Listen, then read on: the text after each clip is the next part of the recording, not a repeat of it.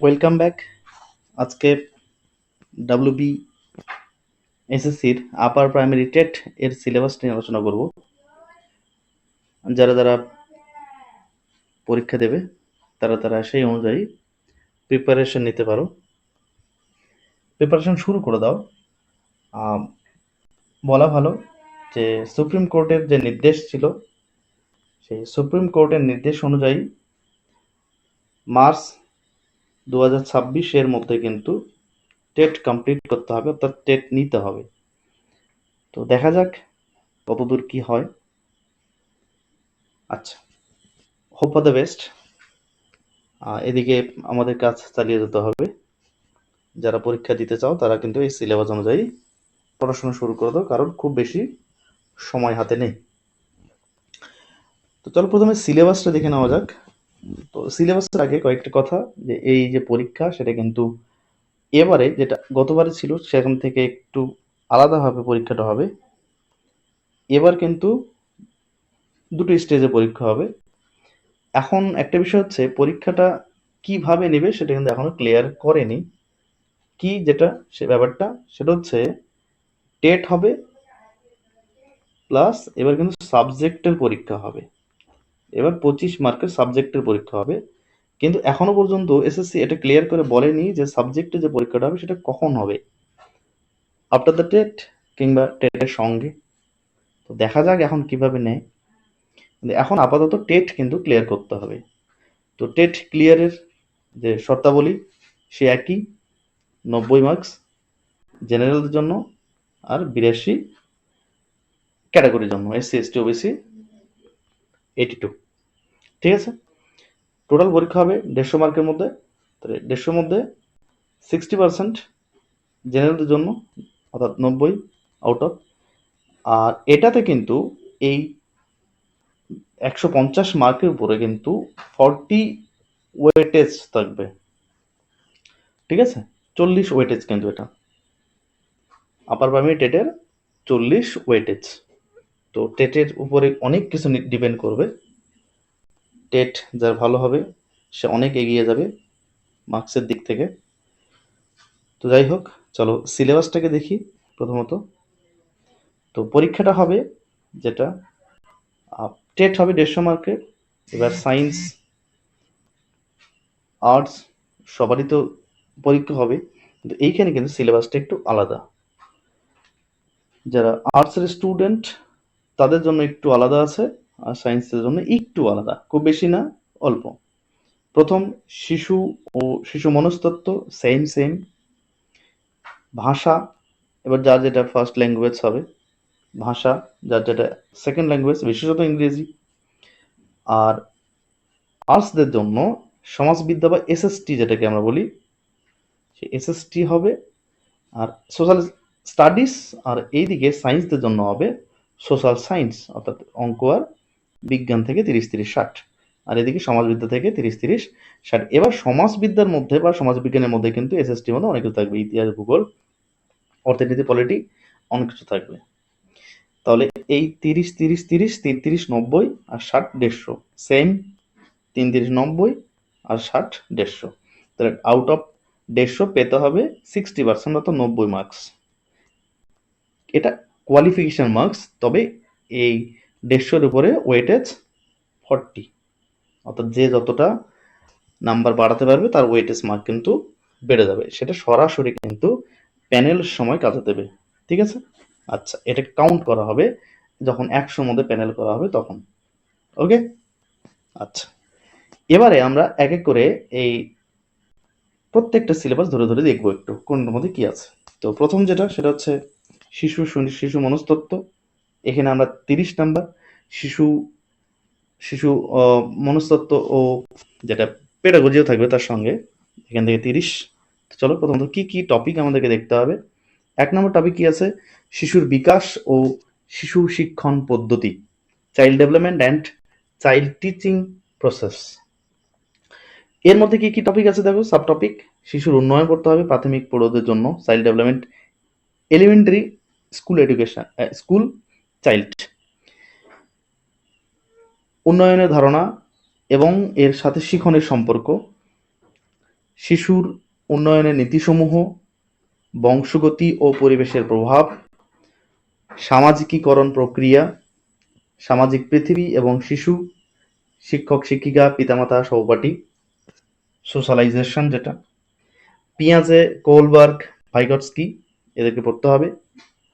গঠনশৈলী ও সমালোচনা ধর্মী যেটা আলোচনা সেটা পড়তে হবে। শিক্ষা কেন্দ্রিক ও প্রগতিশীল শিক্ষার ধারণা, বুদ্ধির গঠন সম্বন্ধীয় দৃষ্টিভঙ্গির সমালোচনা, এটাকে পড়তে হবে।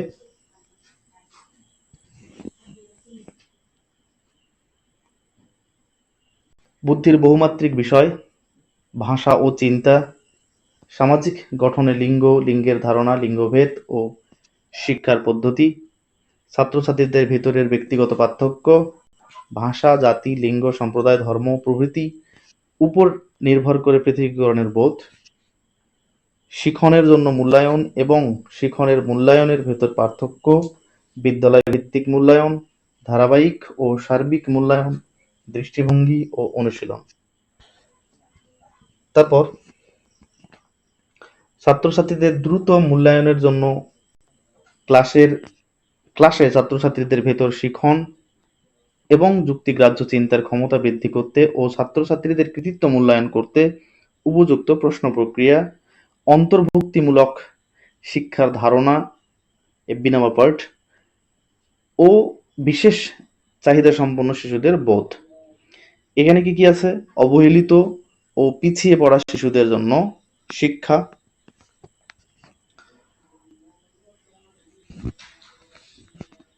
শিখন সমস্যা ও প্রতিবন্ধকতা যুক্ত শিশুদের চাহিদার যথাযথ ব্যবস্থা, প্রতিভাবান, সৃজনশীল ও বিশেষ ক্ষমতাযুক্ত ছাত্রছাত্রীদের জন্য শিখন পদ্ধতি। সি নাম্বার পার্ট, শিখন ও শিক্ষণ পদ্ধতি, লার্নিং অ্যান্ড পেডাগজি। শিশুদের চিন্তন ও শিখন পদ্ধতি, বিদ্যালয়ের কর্মে কিভাবে ও কেন শিশুরা ব্যর্থ হয়, শিক্ষাদান এবং শিখনের বুনিয়াদী পদ্ধতি, শিশুদের শিখন কৌশল, সামাজিক কর্মরূপে শিখনের সামাজিক প্রেক্ষাপট, সমস্যার সমাধানকারী ও বৈজ্ঞানিক অনুসন্ধানকারী রূপে পড়ুয়া। নেক্সট, শিশুদের শিক্ষা গ্রহণে বিকল্প বা আলাদা ধারণা, শিশুদের শিক্ষার ব্যাপারে গুরুত্বপূর্ণ দশারূপে ত্রুটি সমূহকে অনুধাবন করা, চেতনা বা জ্ঞান ও আবেগ, প্রেষণা ও শিখনের গুরুত্বপূর্ণ উপাদান রূপে ব্যক্তিগত ও পরিবেশগত বিষয়। এতটুকুই। এটা হচ্ছে শিশু ও শিশু মনস্তত্ত্ব থেকে 30 মার্কের।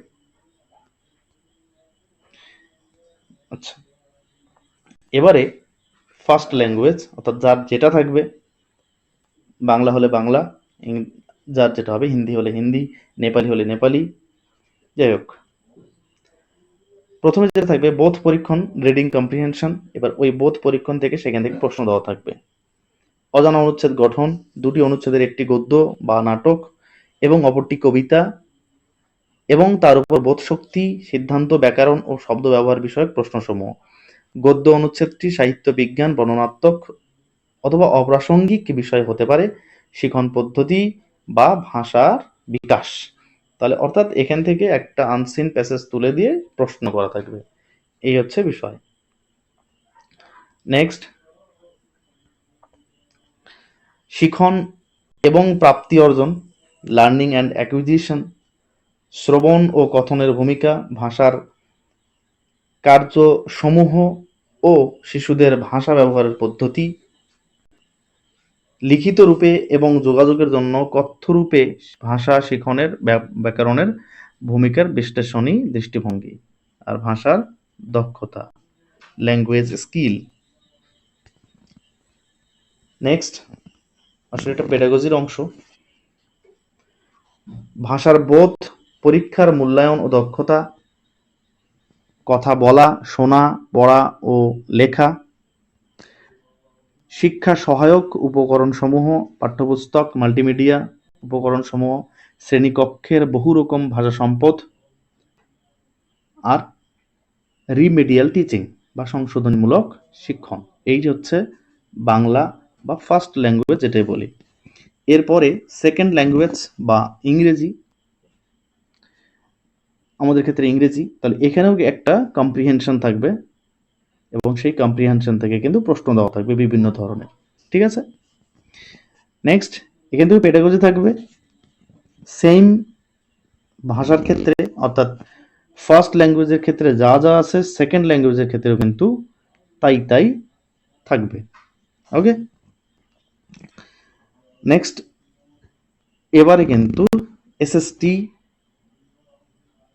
বা সায়েন্স যেটা, আচ্ছা আমরা এসএসটিটা দেখব বিশেষ করে, যেটা আর্টসদের জন্য, বিশেষ করে সায়েন্সদের জন্য ম্যাথ আর বিজ্ঞান।